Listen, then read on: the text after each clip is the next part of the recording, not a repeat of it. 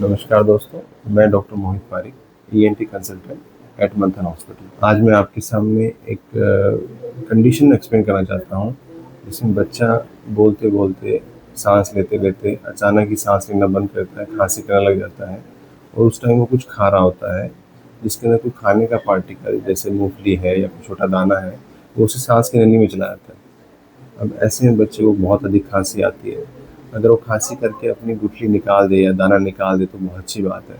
अगर वो ना निकाल पाए और उसकी तबीयत बिगड़ने लगे, सांस रफ्तार बढ़ जाए, बच्चों सांस में आवाज़ें आने लगे, तो ऐसे में पेरेंट्स को क्या करना चाहिए? ऐसे में बच्चे को आराम से बिठाएं, चलाएं ना, नियरेस्ट प्लेस पे जाके उसको ऑक्सीजन दें ताकि ब्लड में ऑक्सीजन की मात्रा पूरी रहे। उसको शिफ्ट करवाएं बड़े हॉस्पिटल में, जहाँ पे दूरबीन द्वारा उसको निकालने की सुविधा हो, जिसे हम ब्रोंकोस्कोपी कहते हैं।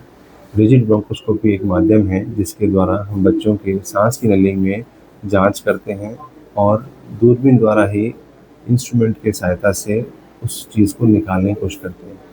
रिसेंटली 2 साल का बच्चा आया हमारे पास, जिसको एक रात पहले सांस में तकलीफ होनी शुरू हुई। माँ अपने घर पे रखा और सोचा कि ठीक हो जाएगा। सुबह तक उसकी तबीयत काफ़ी बिगड़ने लगी, क्योंकि वो तेज़ रफ्तार सांस ले रहा था, ब्लड में ऑक्सीजन की मात्रा कम थी। तबीयत बिगड़ने के बाद जब हॉस्पिटल पहुँचते हैं तो हमने उसको चेकअप किया और उसका सांस के रास्ते में एक संभावित किया कि उसके कुछ फंसा हुआ हो सकता है। उस संभावित के साथ हमने एक्सरे करवाए, जिसके अंदर उसके एक फेफड़े में हवा नहीं जा रही थी। चेकअप के बाद हमने उसको पेरेंट्स को समझा के बता के सारी बातें 2 साल के बच्चे को ऑपरेशन टेबल में बेहोश किया। बेहोशी के बाद हमने दूरबीन डाली। दूरबीन की सहायता से हमने उस चीज़ को राइट फेफड़े के नली के अंदर जाते हुए फंसा हुआ पाया गया। वो एक चने का दाना था जो पूरी रात वहाँ बैठा-बैठा पानी की सहायता से वो फूल गया और वो फँस गया बुरी तरह से। उसको काट के, तोड़ के निकालना पड़ा।